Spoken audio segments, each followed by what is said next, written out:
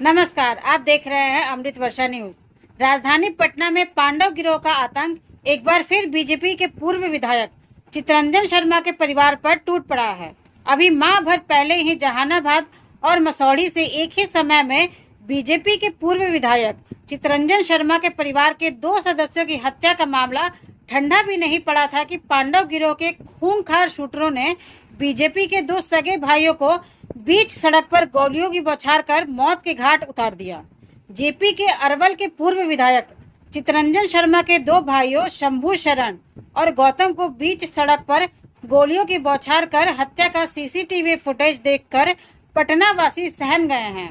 पत्रकार नगर थाना क्षेत्र के हनुमान नगर कंकड़बाग इलाके में भाजपा के पूर्व विधायक के 2 भाई अपने ऑफिस से निकलकर घर जा रहे थे।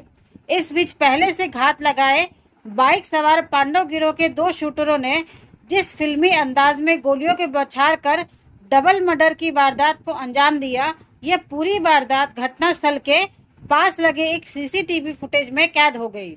हालांकि घटना के बाद ही पटना के वरीय पुलिस अधिकारियों की फौज घटनास्थल पर पहुंची और आसपास के इलाके के सीसीटीवी फुटेज खंगालने में जुट गए। इतना ही नहीं, सत्ताधारी बीजेपी के विधायकों के 2 भाइयों की हत्या का मामला देख पुलिस अधिकारियों ने इलाके के सारे सीसीटीवी जब्त कर लिए हैं। पटना में विधायक के 2 भाइयों की हत्या की वारदात का सीसीटीवी फुटेज कई लोगों के हाथ लग गया। पटना में पुलिस प्रशासन को खुली चुनौती देते हुए जिस अंदाज में एक बार फिर से अपराधियों ने 2 सगे भाइयों को गोलियों से छलनी कर मौत के घाट उतारा है, उसका सीसीटीवी फुटेज देखे तो अंदाजा लगाया जा सकता है कि हत्या से पहले दोनों भाइयों ने अपराधियों को पूरी मुस्तैदी से मुकाबला करना चाहा था। हालांकि 2 सगे भाइयों को निहत्थे अत्याधुनिक हथियारों से लैस गोलियों की बौछार करते 2 बदमाशों का मुकाबला कहां कर पाते।